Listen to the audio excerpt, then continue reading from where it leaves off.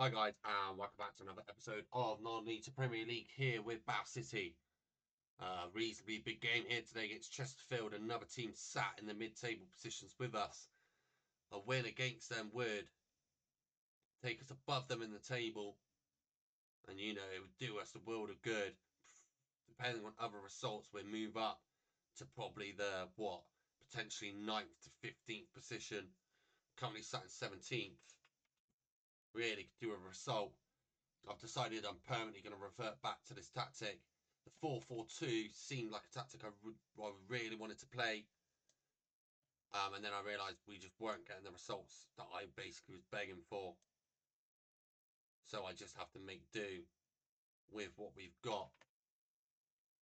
Moving a few players about, there's a few players I think could play important job/roles in the current team we have. It's just making space for everyone. Byron's been begging for more time. I think Parcells very good. But it's who do I do what with? Looking at Smith. He's a great. Do I want to play Tilson? Sweeten could be as good in there. Walraher's potentially better in there. Going to give Sweeten a bit of game time alongside Mitchell. Windsor on the right seems sensible. Jenkins, Davies, Brown, Avoki. I'm debating that. I love Diop. However, he did play the first half in the last game. Do I try Brown out on the right with Windsor out on the left? I think I do. Brown's okay. He's just young. You really need to get these players, look at that. Potentially Sky Bet Championship standard there. And it's the same for, where is he? Alfie Parsley. Potentially Sky Bet League 1 standard. He's already good. Look at him. 12 finishing, 12 dribbling. Compare him to a Foki.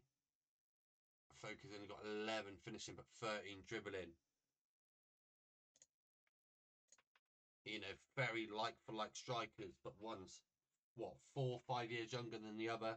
Avoki, 24 years old now. He's got a couple of years till he's really hitting his peak. And I need him really to start hitting the ground running. But Parsley's impressed recently. Diop's a great option on the bench. Let's see how Windsor does out on the right with Brown on the left this game. Brown I've not been overly impressed with since we've signed him. And he might do a lot better on this right, and it might lead me to continue playing him there. But it first highlights him dribbling and just giving the ball away effectively.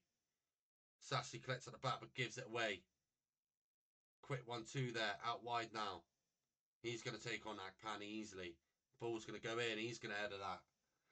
I'm going to review my tactics, make sure these players definitely are on tackle harder. Because I'm sure I added that instruction, but they seem to just allow everyone to run past them. And it's how we concede a lot of our goals. So I will be double checking that before the next episode. A tough old game here in the middle of the table, really. Although we are currently sat somewhere near the middle of the table, it's early on in the season, and I expect us to be sat down in anywhere from 18th to 22nd come mid-season, end of the season sort of time. Hopefully we can avoid that, but I've touched upon it many times. None of these players really are ready to play at this level of football. It's a bit too high up for them. It's a bit too harder competition for them, and we are where we're fighting for our lives. But if we can fight for our lives and stay in this league, it gives us an opportunity next season to try and expand on the players we've got, improve in almost every position.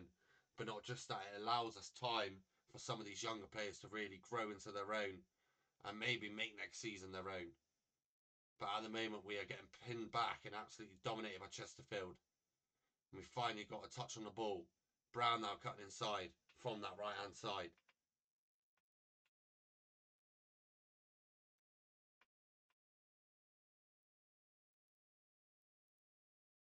10 minutes left of this first half.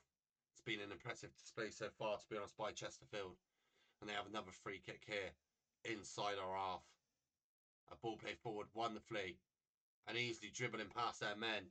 And it's tipped round for a Chesterfield corner there by Casagrande. Final 5 minutes of the first half remaining plus extra time. Can we hold on until half time? Until I can look to potentially make some changes. And they've got a free kick just on the edge of the area. Just before half time. And we concede. And we concede. And why wouldn't we? On the stroke of half time, possibly the worst time to concede. And it's just sort of pinged off a mixture of the post and Casagrande. And that is straight on Dunkley's head. Let's get on with this second half. Smith in to intercept there. We've not had the worst game considering, like I said, a team that's obviously going to be struggling in this league.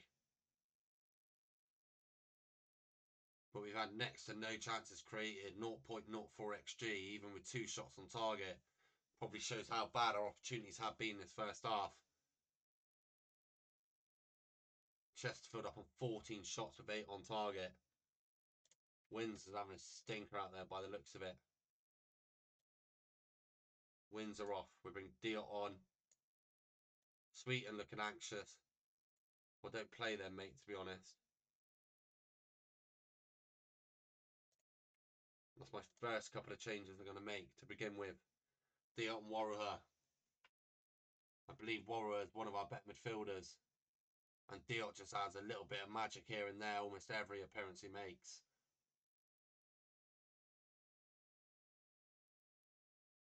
Will they be able to make an impact on a game where, to be honest, we've been absolutely dominated? And there they are again, absolutely just walking past our defenders.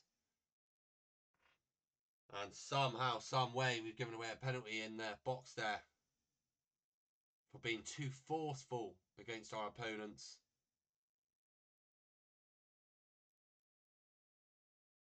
Oh. And what looked like it was a save by Casagrande is the second ball today to hit the woodwork and just fall straight back to their player. And when you need luck on your side, you know it's not on your side when for the second time it just bounces straight back to them and allows them just to tap it in. No words to use there.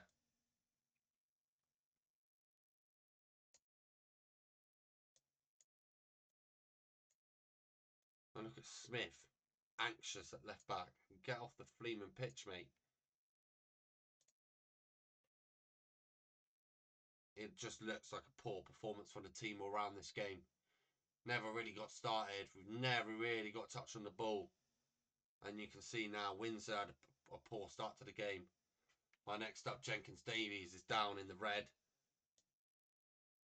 It's just poor, poor, poor here. There's no coming back from this. We know that.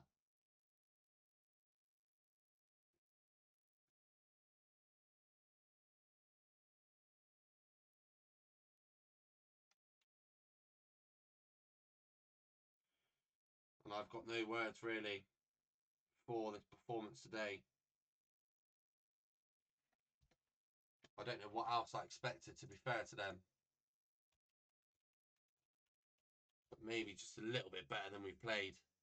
We find ourselves now 3-0 down.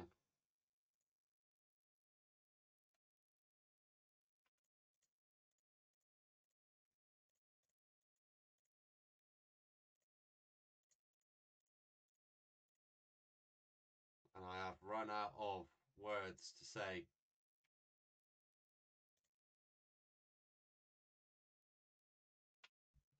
Parsley's had a stinker as well. The whole team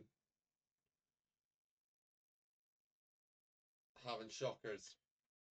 I got no other words for it. And just to top it all off, Diot injured. And I've hit this bug before.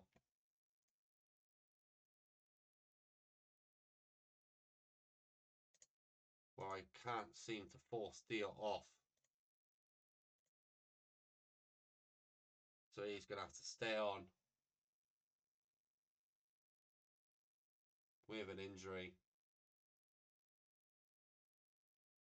And that is a really poor result. That is an absolute battering, if I've ever seen one. But I think that shows the sort of level we're at. You know, two teams we were saying, oh, we're both in mid-table.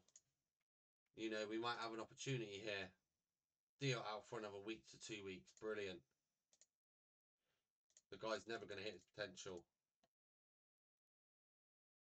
And to add to it, we come up against Southend in our next game. This really, really is going to be a relegation battle this season. If you did enjoy, please do leave a like. Please do subscribe. And I'll catch you next time. Goodbye.